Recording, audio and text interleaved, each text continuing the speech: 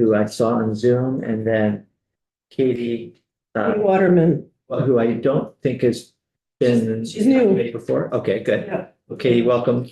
And we've got a half an hour to hear your testimony this morning on H 273 and anything else you'd like to discuss. Great.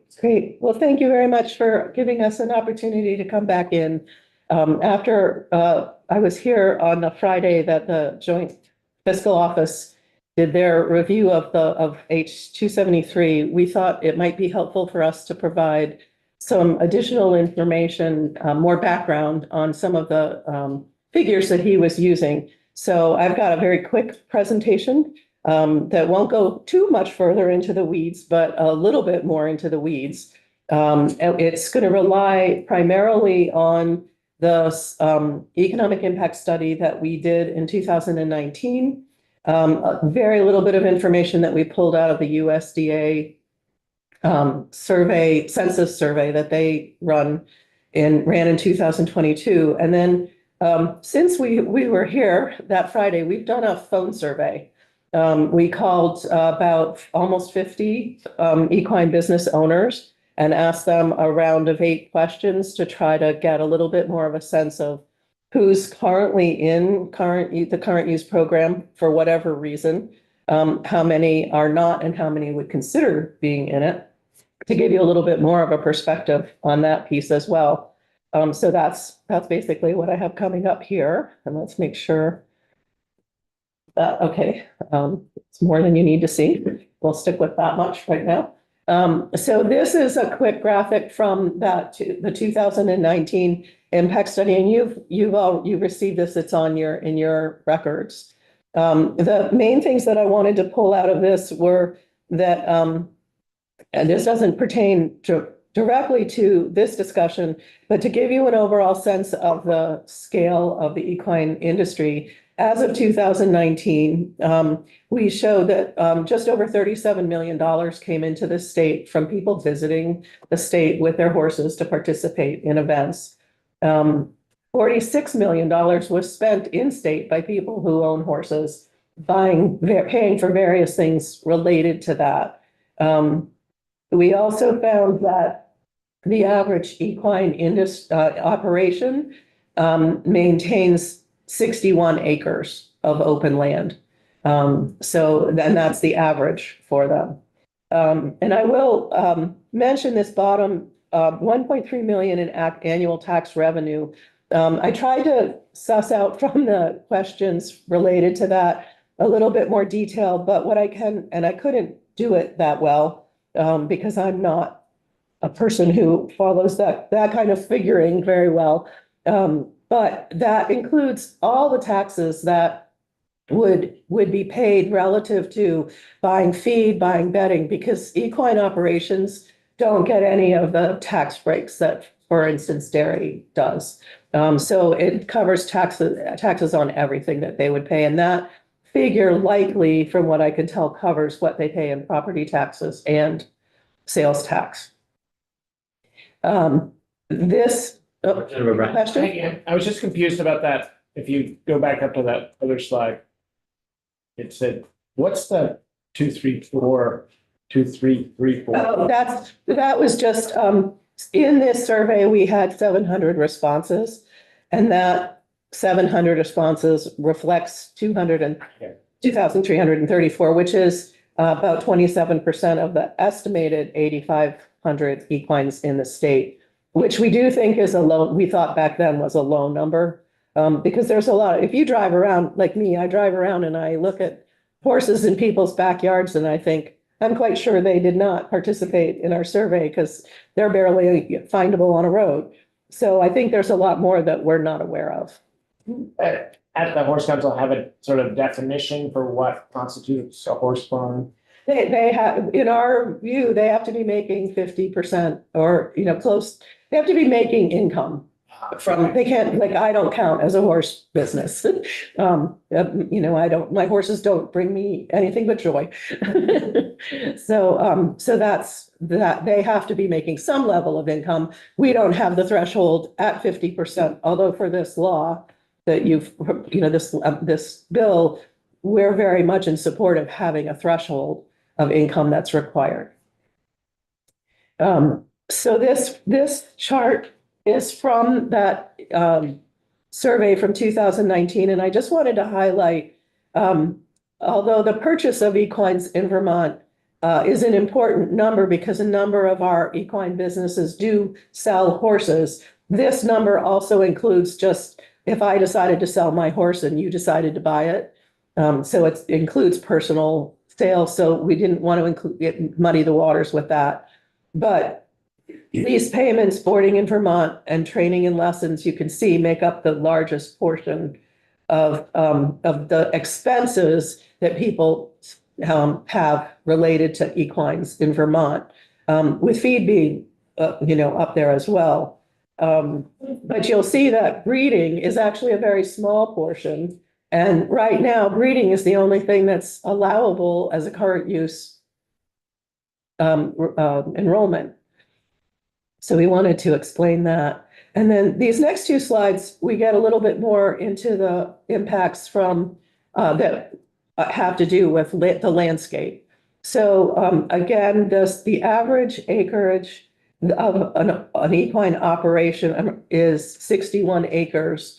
Although you'll see in the phone survey we just did, that average of the 45 people that we spoke to was actually 86 acres.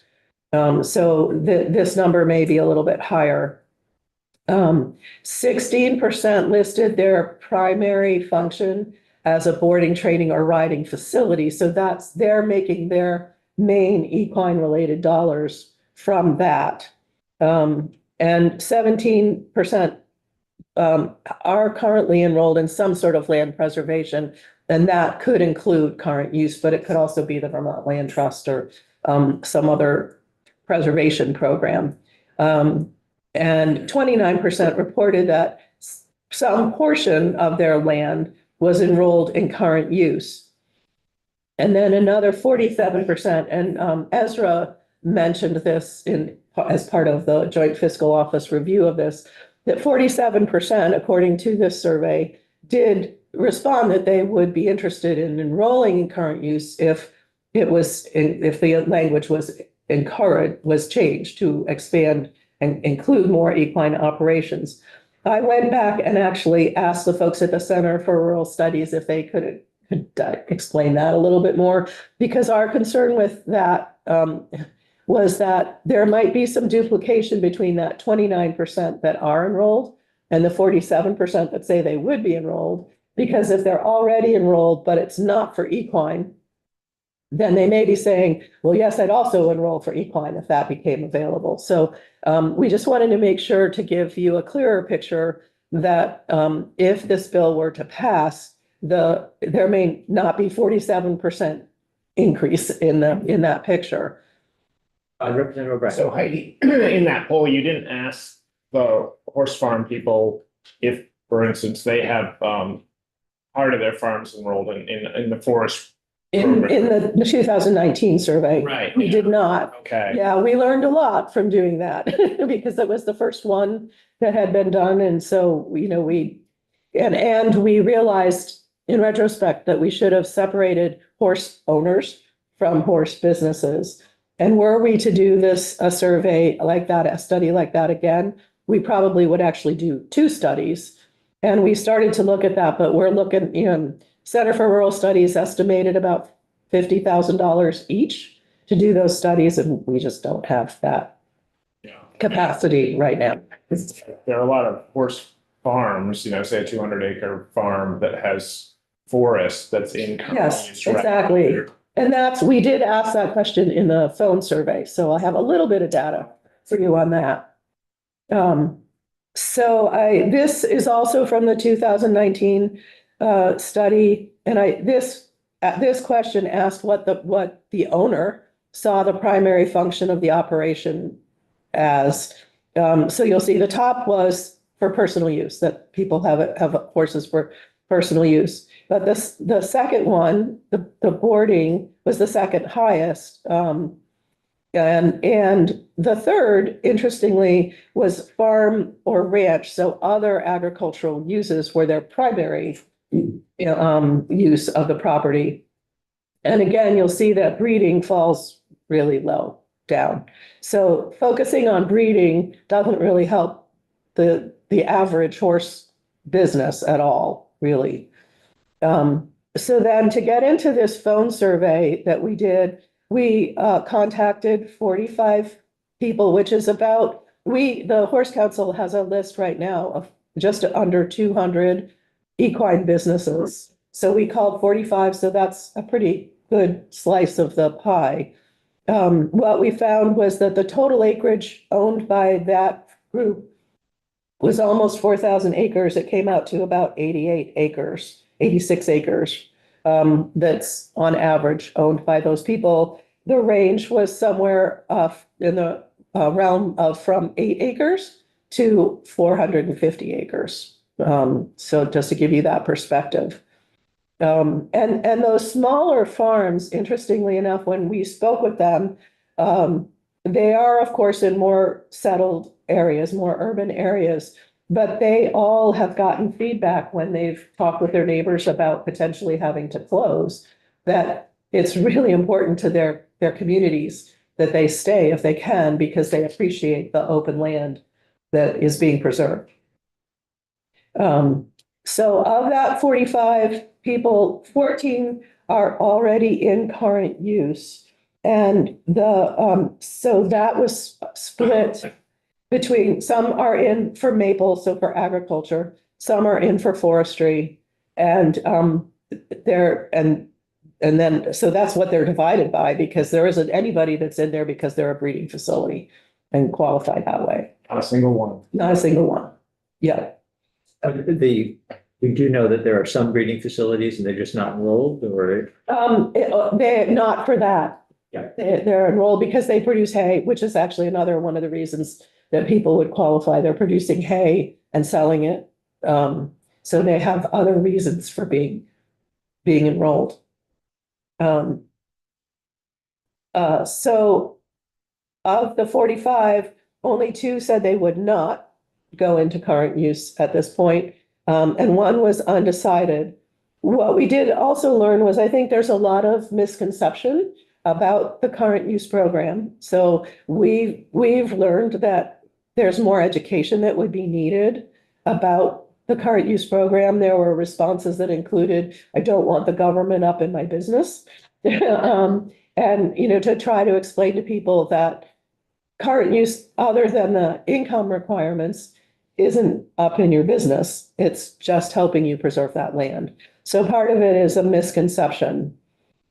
Of those 45 people, there was a total of 155 buildings that would potentially qualify, that would impact your tax calculations. And those include barns with stables and hay storage, run-in shelters for the horses, and then equipment sheds and indoor arenas. And the indoor arenas seem to be, when we talked with people again, that the indoor arenas seem to be the most challenging piece of current use, because, and you'll hear some testimony about that soon. In some cases, people have been told that the indoor arena, if they built it a certain way, would qualify as an agricultural building. They built it that way, and then they got a tax bill. So it's very confusing and misleading information. So the building piece is really critical. One of the people that I interviewed down in southern Vermont had a farm that she purchased, and she was there for a number of years, and she ended up selling because the property taxes were killing her, because she was paying full-on property tax on 3 silos, which are of absolutely no use to her. But the rate of the property tax appraisal was just more than she could bear. She did buy another farm, a different farm, but as you know, there's expenses with closing your business, packing it up, moving it, and starting over again. So those stories are sadly a little too frequent.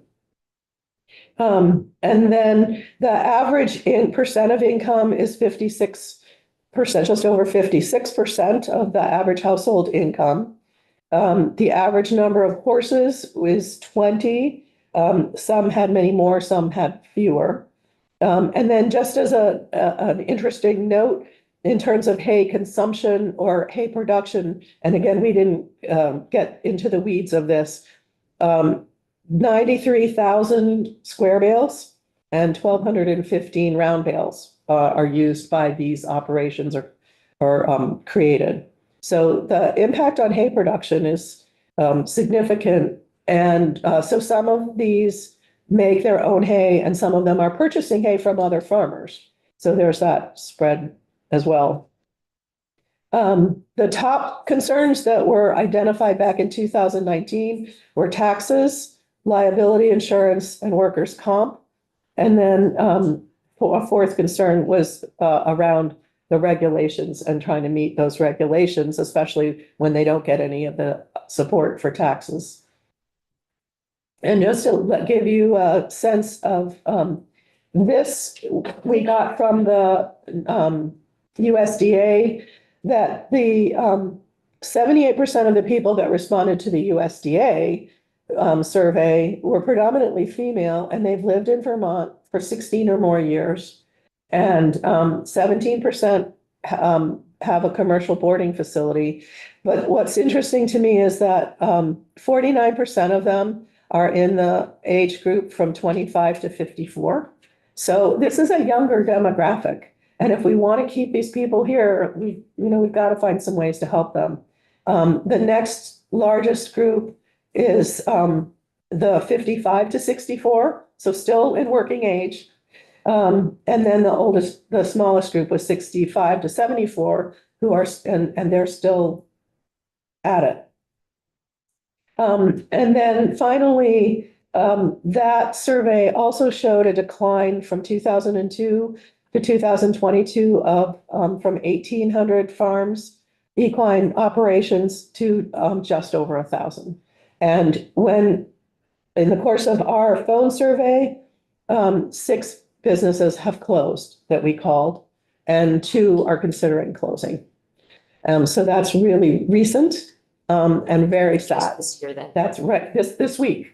That's what we learned. The good news was we also found 4 new ones that we didn't know about, but we don't know if they're new or just ones we didn't know about. So that's just to kind of give you a little bit more meat on the bones of the numbers that Ezra shared with you in his calculations of the impact of this bill. And if you have further questions, you can reach me, and this is on your record. All right, thank you. Just one thing John. for the committee, I wonder, looking at how to gain current use, so to speak, if you own a horse farm and you had your next door neighbor dairy farmer pay it for you, you could be in current use. No, well, Yeah, if you I don't know leased it that. to the farmer, then it's if we leased it to the farmer, yes, I guess you Buy your could, hay back from the Right. horse, right? at least the yeah. hay portion of it. But Exactly. you still wouldn't get any Not benefit the buildings. for the buildings, right? Except for storage, maybe?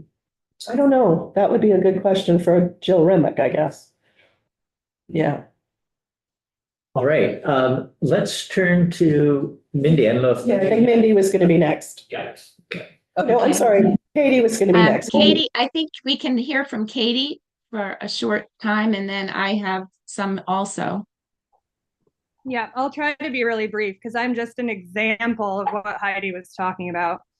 So I'm Katie Waterman. I'm a lifelong Vermonter. I grew up in South Starksboro. I've been riding from a very young age, and actually I rode with Mindy back when she owned a farm years ago. So it's interesting history, but I have a business involving the training and care of between 18 and 25 horses at my farm in Ferrisburg, Vermont currently. And I earn all my income teaching, riding, and caring for horses. I bought a 98.2 acre parcel of land that was leased to a dairy farmer in current use and enrolled in the land trust. I moved to Ferrisburg in 2012 with the dream of finally building my own farm. And then we built a 14 stall Morton barn and put up a 200 by 82 foot indoor arena that was canvas over steel, and it lacked a foundation. So I'd done a ton of research on the arena to find one that was affordable. It was sold to me by a company called ClearSpan as a non-taxable building in that it lacked a foundation.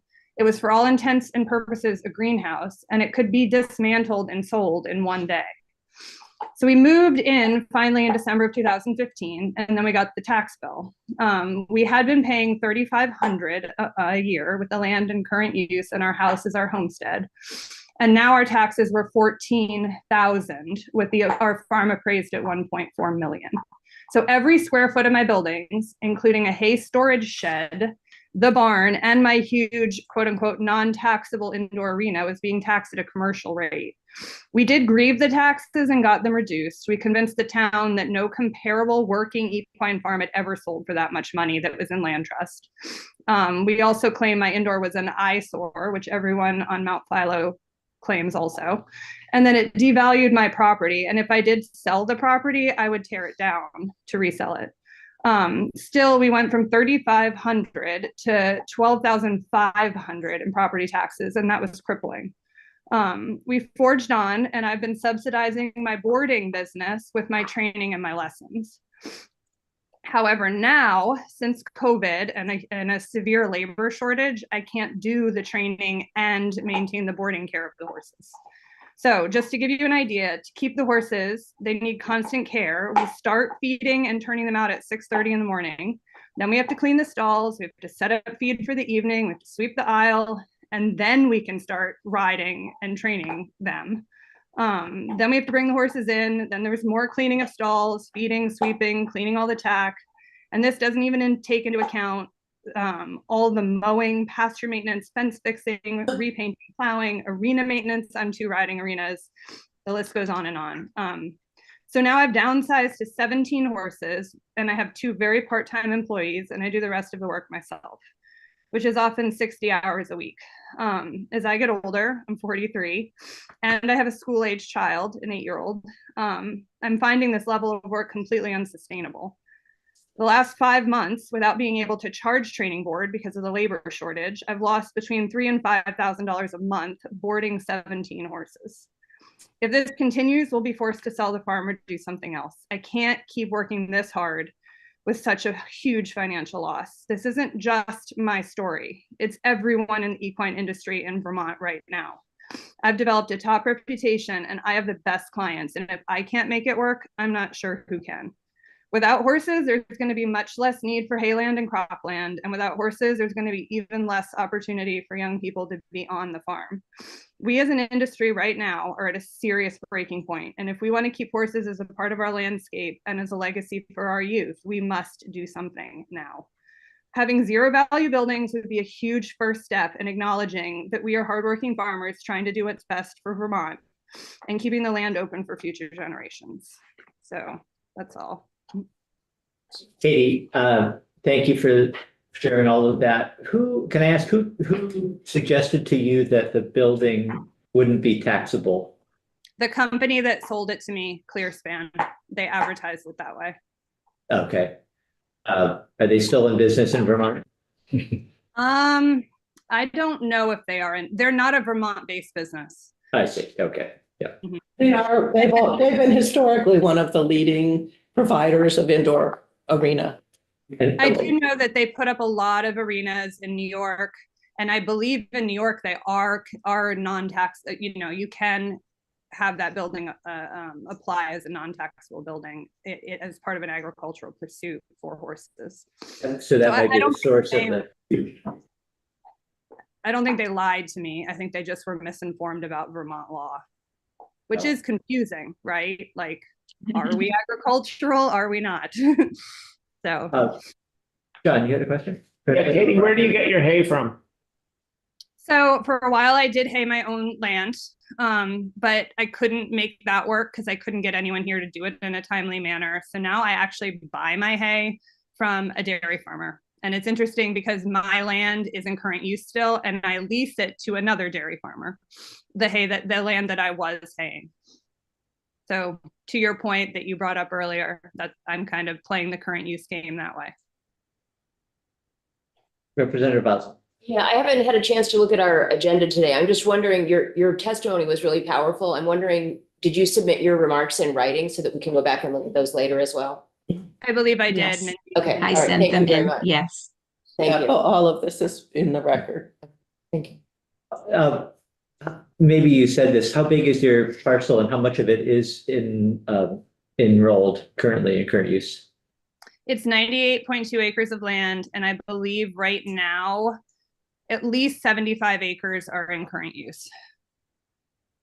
That's the And part that- that you're That paying. number's gone up and down. Yeah, that was land I was paying, and that's now land that's being leased to a local dairy farmer.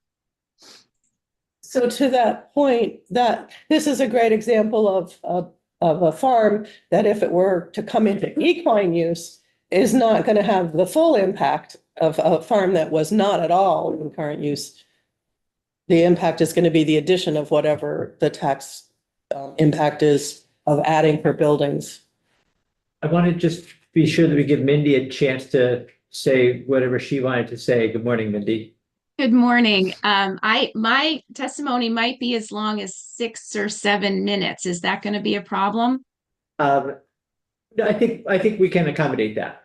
Okay, so my name is Mindy Hinsdale. I'm here on behalf of the Vermont Horse Council Equine Industry Committee. I would like to address H273 as it relates to the equines. I'm not sure if it's appropriate time to ask for more specific language. Our main concern at this point is to get the bill moved forward. But I'd like to make a few suggestions that can be taken into consideration now or when the bill moves forward in the process. I have 3 ideas I wanted to share with you. One, we would like to ask that you strike any reference to the regulation 1.175-3, the IRS Code of 1986, used in the present current use statute. This IRS regulation references a farmer as someone who makes 50% or more of their income from the activities of farming. Since you are asking to lower the percentage of household income derived from farming from 50 to 25%, it makes sense to eliminate this part of the definition currently in the statute. This IRS regulation is also used to disqualify several forms of equine income in current use. With how things are going in the federal government these days, I urge you not to rely on any federal regulations, but solely on what works for the state of Vermont and are voted on by the Vermont legislature. So that was number 1. Number 2, we would like to see more specific language used in H273 as it references the allowed agricultural practices for equines, which then translates to income from those agricultural practices. Currently, H273 expands the definition of a farmer under the use value appraisal current use program as someone earning at least 25% of their income from raising, feeding, or managing equines. This language is too vague and allows for too many interpretations. As I've testified previously, based on what is involved with raising, feeding, and managing equines, this language should mean the following sources of income would be considered: boarding, lessons, training, leasing, sales, etc. But without this specific language, the statute could be misinterpreted. I have a quote from a memorandum done by a Vermont law student, Laura Herman, who, and I'm not going to read that one for saving time, but you can see it in my testimony. But she basically is saying that this needs to be clarified.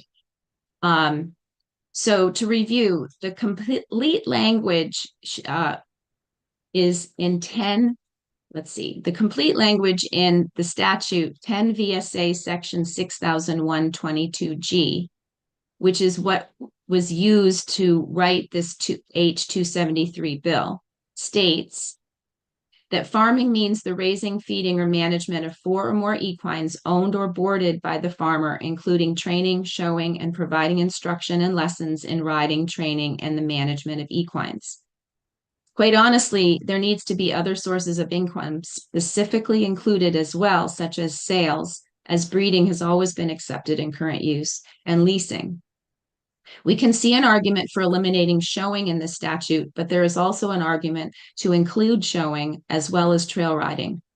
In a recent email discussion with Nicole Killeran from the Vermont Law School, Nicole pointed out the legislature's recent approval of ag-adjacent activities and subsidy of those activities as accessory on-farm businesses, AOFBs.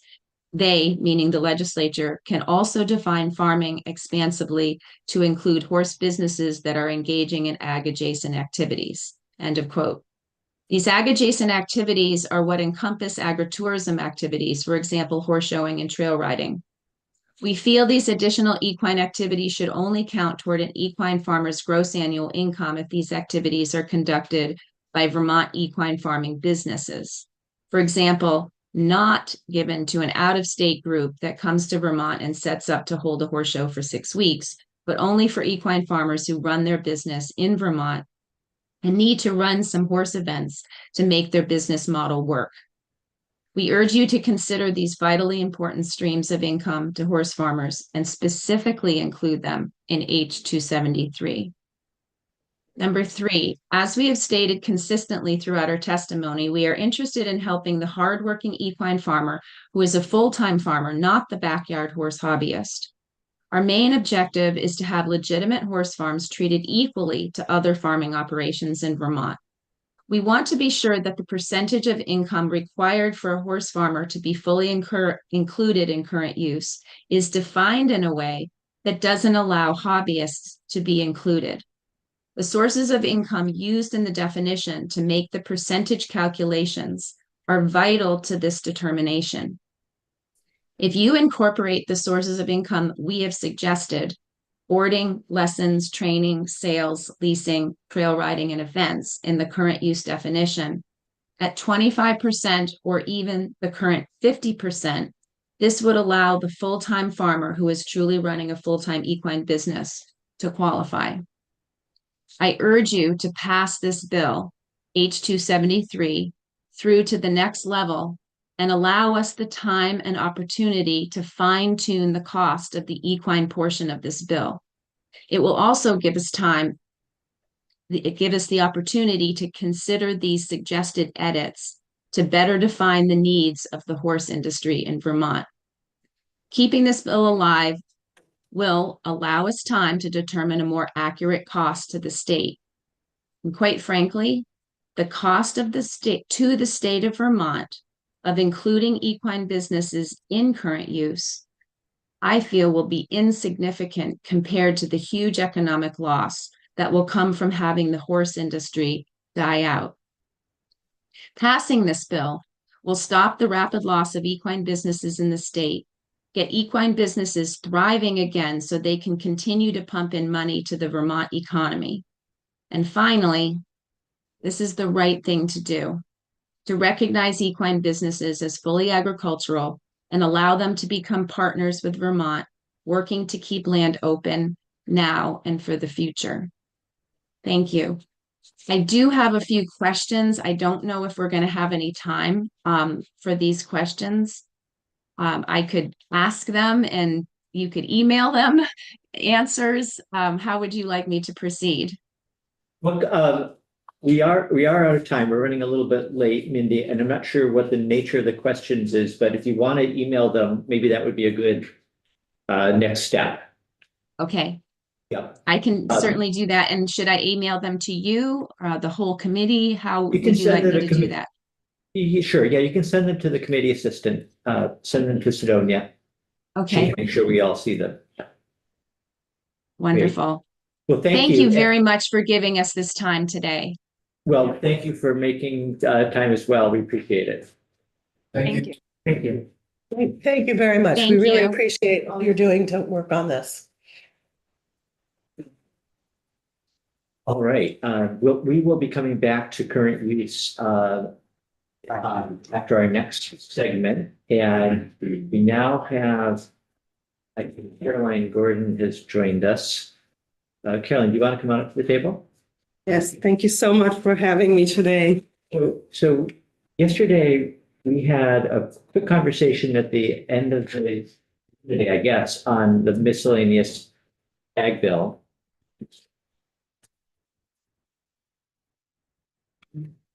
And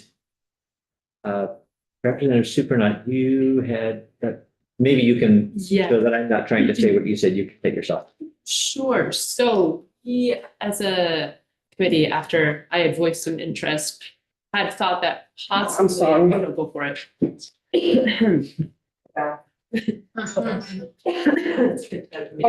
Anyway. It's cleared it out. Committee assistant from down below, okay. Agenda. You've been added to the agenda.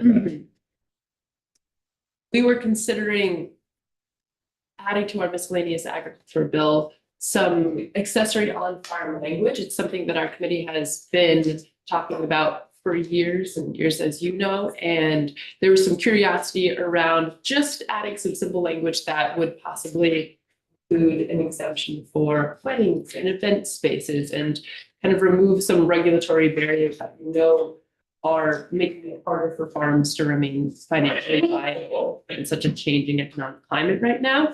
And I know that rural Vermont works with such a variety of farmers. So hearing some of your perspective on whether or not you think something like that could be beneficial legislation moving forward for folks would be lovely. Yeah, absolutely. And I really appreciate the opportunity to talk about this. We're a member-led organization and have been accessory on-farm businesses laws are one of our legacy issues. We actually just last year been filing an amicus brief in a pending lawsuit around one of our members' accessory on-farm business. And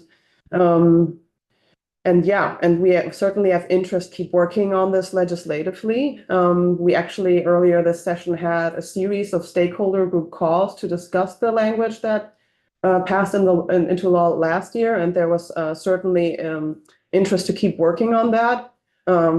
There was a little bit the feeling like it would be probably better for us to have the summer to work out a more comprehensive proposal on how to do that well, because we also realized we're not the only organization that have been working on this for a long time. And for this to be successful, we recognize we want to approach this in coalition and in collaboration with those stakeholders that have been involved in crafting the language that passed with Act 181 last year. But one of our members particularly is currently under constraint because they already got approached by the Act 250 Review Board for one of their multi-use structures, where they're now tasked to pursue Act 250 permitting, even though that structure is primarily used for the storage and processing of agricultural products, as well as for farm events. And so we do believe that adding, H94 as a vehicle, adding a sentence to the language that's already in there, as simple as what I have here, as simple as no permit or permit amendment is required for multi-use structures, as long as the new or existing structure is primarily used as a farm structure as defined in 24 VSA section 4413 D2A. That would be a needed clarification because you would think, isn't a multi-use structure already exempt? Why is this needed? And it is exempt, but only from local zoning. So there's a different section in the law, different from Act 250, that's about development plans, local zoning. And that's actually where accessory on-farm businesses are defined and where much of the accessory on-farm business statute lives. And in that part of the law, there's certainly a reference to farm structures being exempt from local zoning. And you can kind of interpret that section of the law as if, if you do have a multi-structure building, you're exempt for that multi-use from local zoning. But I don't believe that carries all the way forward into Act 250. So that this language that passed into law last year indeed would need some clarification for that to be true for Act 250 as well.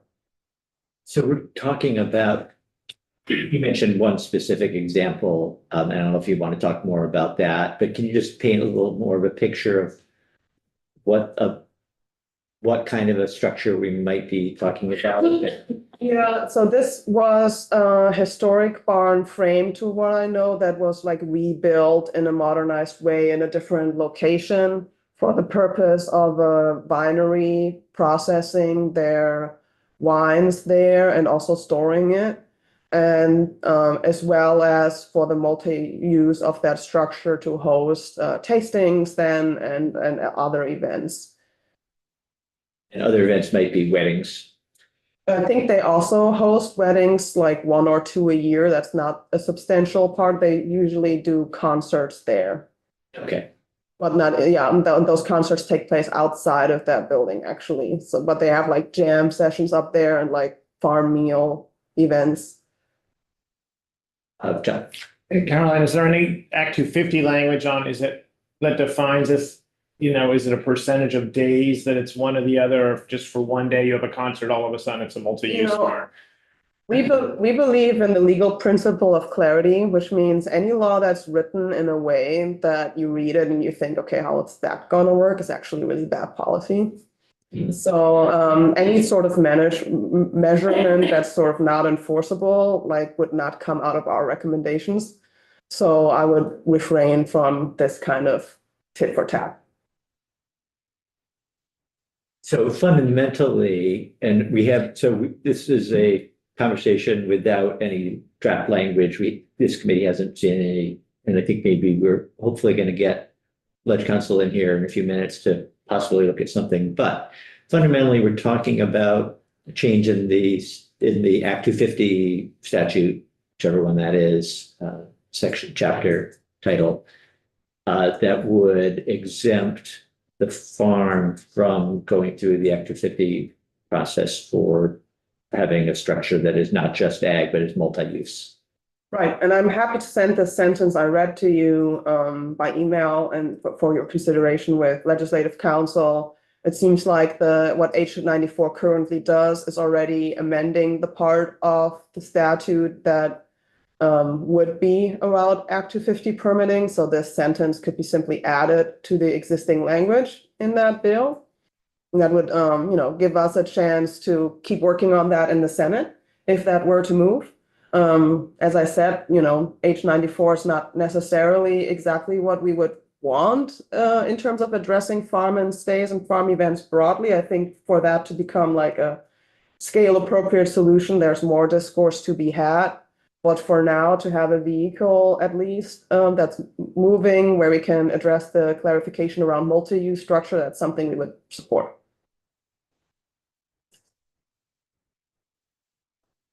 Questions? Greg.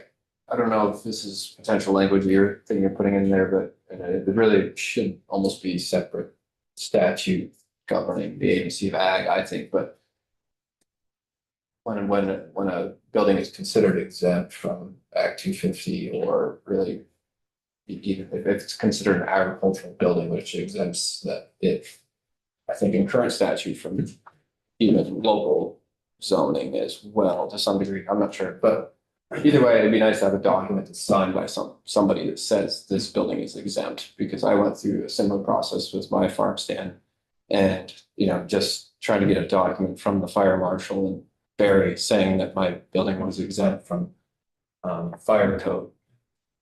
It didn't happen. Nobody would get back to me on trying to sign off on anything. So getting an exemption and having that as a signed document from the state would be amazing. I don't know how that could be put into this one, but really it's a broader thing. It's not just Act 250. It's anything that exempts an ag building from other statutes. From anything. Yeah.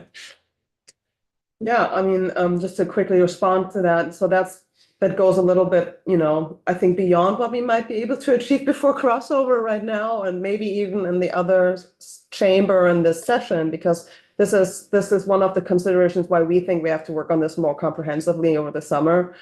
Because frankly, before even the language that got introduced last year as H125 got introduced, some of us were more in favor of about expanding on what the Agency of Agriculture already does, and that is to determine what is a farm.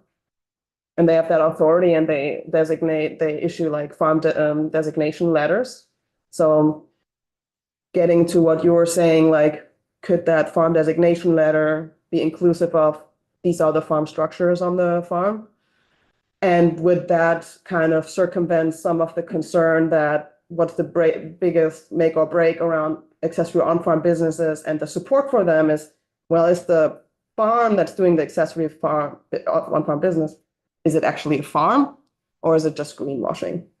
And so we believe a more comprehensive proposal that would build on the existing jurisdiction of the Agency of Agriculture for what is farming and for determining that with a letter would potentially lead to like uprooting some of those concerns and making some of these current regulations that have all kinds of measures like 50% of product from and such obsolete, but it would be a more comprehensive proposal that we indeed need to work on in more detail. All right.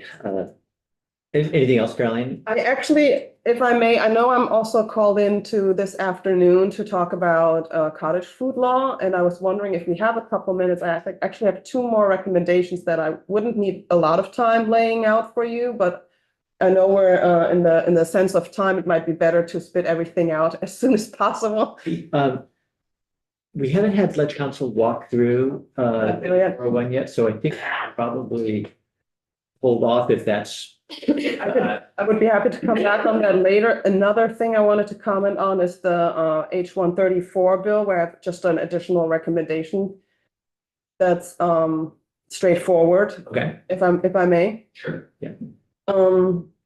So, you know, H-134, what it would do is, to my understanding, take away the transfer tax from land that withdrawn from current use when it's within the concentric development zones. And I think that's fair because obviously this is what the whole state's been working towards, more affordable housing. And it's also fair because there's farmers that are aging that will be owning that farmland that's ought to be developed. So why would they be penalized for actually allowing that when that's the plan? So we think that's fair, but honestly, our ambition or our mission rather at Rural Vermont is, of course, we want to, with you in collaboration, protect farmland from development and develop policies that make farmland affordable for farmers. And we have to recognize that what Ryan Patch was sharing yesterday, that this would lead to the additional development of 10,000 acres of farming, and it would be like the Pac-Man approach. These concentric developments move out. I would hate for you all to issue that, creating the impression that that's what you want. That's not what you want. You want to also take then what's the next tangible step towards also protecting farmland from development. And this is where this recommendation comes in. So the regional planning commissions are all mandated through various land use laws that passed over the last couple of years here to review their land use maps this year. They're actively starting to do that. Rural Vermont actually has been issuing an action alert calling our members to actively engage in that process because, and I shared this in our introduction, because these land use maps don't have agriculture on the map. It's all lump sum rural. We started hearing feedback from our members that the regional planning commissions don't recognize that they also have the task to protect farmland from development, and that putting agriculture on the map is actually not something they're mandated to do. So here's the recommendation: change that. Mandate them to issue a future agricultural land use map that would itemize in a separate map what is current agricultural land, where are the prime ag soils, where are the soils of statewide relevance, where is the land that's in current use, where's the land that's in conservation easement, what land is already farmed organically, which land is at the conversion risk 1, which is lost to as a critical resource area. Where's the land that's at risk of conversion risk 2, which is lost to farmers retiring? And where's the land that's at conversion risk 3, which is the farmlands that's going to be lost to development? And then also itemize, and this is of course important because why do we need this map? Because we also as a state not just have the goal to develop affordable housing, we also have the goal to increase our local self-reliance. By 2030, we want to produce 30% of our local food. We're far off from that goal. So New England Feeding New England has this data on that we need to bring back into production underutilized agricultural land. So these maps should also itemize underutilized agricultural land, and B, where there's potential for bringing additional agricultural land back into production, or like convert land to become agricultural land. So that's like a whole map of its own. And I think obviously the regional planning commissions have the capacity through their planners to create these maps. That's the layer of planning where these maps would have to be created. They're obviously not legally binding, but I do believe that would be the most tangible next step to create something that can be the baseline for future policy discourses on what policies are relevant and needed to protect farmland from development. And I also truly believe, as having some legal background, that without having a specific mandate from you all, this will not happen, and it's happening right now.